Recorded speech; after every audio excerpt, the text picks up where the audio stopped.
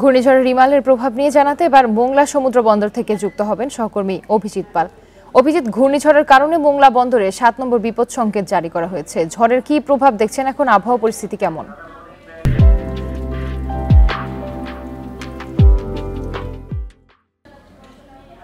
আপনি যেমনটি বলছিলেন যে ঘূর্ণিঝড়ের কারণে মোংলা বন্দরের ৭ নম্বর বিপদ সংকেত যেমন চালু করা হয়েছে, তেমনি পাশাপাশি মোংলা বন্দরের যে নিজস্ব নিরাপত্তা ব্যবস্থা রেড অ্যালার্ট 3 সেটিও চালু হয়েছে। এবং আমরা এখন মোংলা বন্দরের গেটে আছি এবং বলা হয়েছে যে আজকে সকাল থেকে মোংলা বন্দরের আসলে কার্যক্রম, সেই কার্যক্রমগুলো বন্ধ করা হয়েছে এবং বন্দরের যে মোট 6টি জাহাজ রয়েছে এবং সেই 6টি জাহাজের মধ্যে যে জাহাজগুলো রয়েছে তার মধ্যে 2টি জাহাজ জেটিতে ছিল এবং বাকি যে 4টি জাহাজ ছিল সেই 4টি জাহাজ হচ্ছে আপনার মোংলা বন্দরের বাইরে অবস্থান করছে, মানে মোংলা বন্দরের বহির্নোঙর হারবাড়িয়াতে এই 4টি জাহাজ অবস্থান করছে।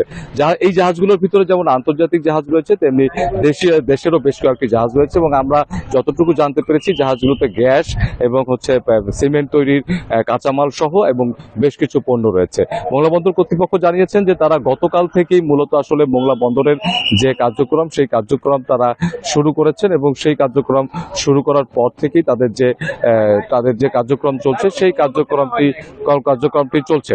এবং আমরা যেটা এখানকার হারবার মাস্টারের সঙ্গে কথা বলে জানতে পেরেছি, তারা বলছেন যে ঘূর্ণিঝড়ের যে ক্ষতিকর প্রভাব মোকাবেলার জন্য যে ধরনের প্রস্তুতি নেওয়া প্রয়োজন সেই প্রস্তুতি মোংলা বন্দর কর্তৃপক্ষের কাছ থেকে নেওয়া হয়েছে এবং তারা বলছেন যে মোংলা বন্দরের যে নিজস্ব একটি নিরাপত্তা ব্যবস্থা আছে সেই নিরাপত্তা ব্যবস্থা তারা গতকালকে যে রেড অ্যালার্ট 1 জারি করেছিলেন এবং তারপর সন্ধ্যার পরে তারা রেড অ্যালার্ট 2 জারি করেন এবং তারপরে তারা অ্যালার্ট স্টেপ 3 এখন মোংলা বন্দরে চালু করা রয়েছে।